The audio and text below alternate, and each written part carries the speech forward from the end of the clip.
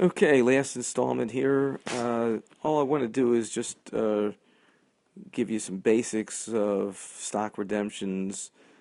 Stock redemption is when a non-pro rata distribution of property or cash or both is given out to a shareholder or shareholders. The general rule is that it'll be considered a sale or exchange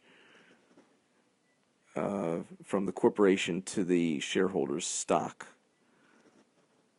And the value that the shareholder receives will be the fair market value of all property from the corporation.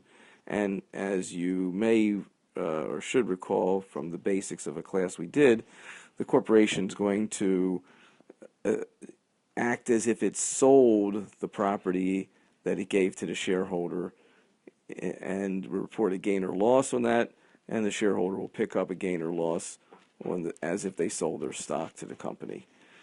Again, a perfect example of the double taxation result of C corporations. Here's three types of redemptions. They're treated as a sales or exchange. Again, the disproportionate concept is considered a sale.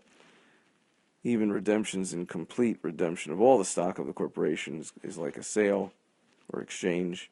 And this is basically a repetition of what we just said.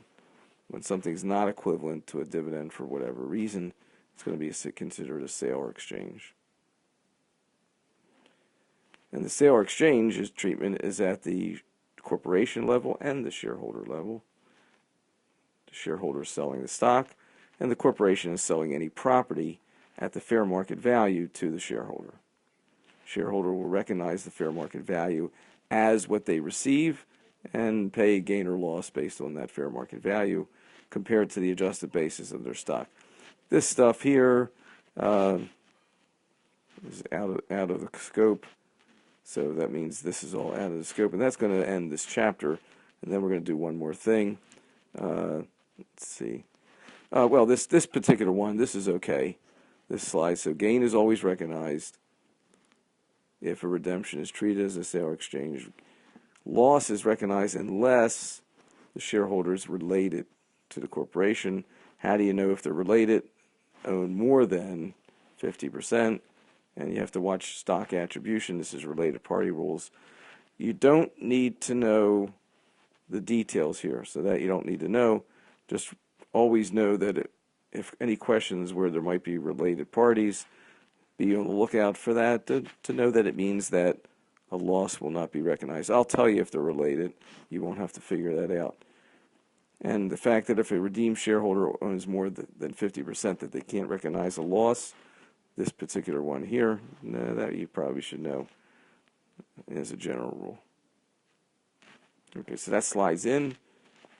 This slide, the only thing you really need to know here is that it's considered, any property is considered a deemed sale, and the corporation will recognize gain or loss. And that's about it. Okay, so that brings us to what you were supposed to remind me of, a tip about dealing with C corporations when it comes to giving away charity. So here's a real world. We try to give real world experience and knowledge into our classroom. So here it is, and it's for whatever it's worth. We know we have this problem with C corporations when we give out charity. There's that 10% limitation. So what do? Well, what is charity? What is it? It's gifts that are, as we said, gratuitous. Hope I spelled this right. Looks pretty good so far. Gifts that are gratuitous. Gratuitous basically means that the corporation, and the English might not be real great here, but it'll say the right point. The corporation got nothing. They gave away something, and they got nothing. So that's a charitable gift. Hoo-hoo. If it's to a qualified charity, of course. It has to be to a qualified charity. That may not have been made apparent before, so let's make it sure that you realize that. Qualified charity. and that is defined as by a code section called a 501c3 organization. That's what they're known as. And as you can probably figure out, 501c3 is a code section in the Internal Revenue Code. So if you're a 501c3 organization and a C corporation gives you a gift, you get nothing from the charity. And then it's considered a charitable contribution subject to the 10% limit. So, what do? Watch this. Suddenly, the C corporation makes a, quote, gift to a 501c3 organization, but now, let's make this look a little bit better, but now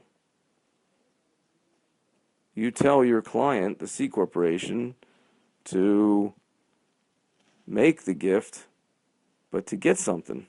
Instead of getting nothing, don't get nothing, get something. What can you get?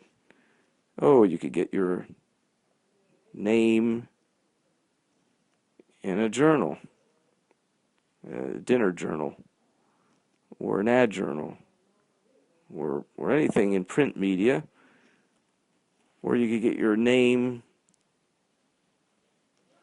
as a sponsor of some event, like a example, golf tournament, golf event. What does this do? This changes this gift from being a gift where you got nothing to where you get something. And what did you get? What kind of something did you get?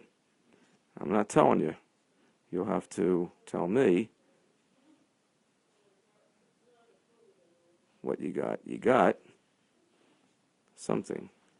And since you got something, you can now classify it as a ordinary and necessary expense. And if you classify it as an ordinary expense in a category called like that, which I'm not telling you, it's no longer subject to any limitation, and you got no problem. That's what happens in the real world. Hope you follow that, and don't forget it. It's a good one. See you later.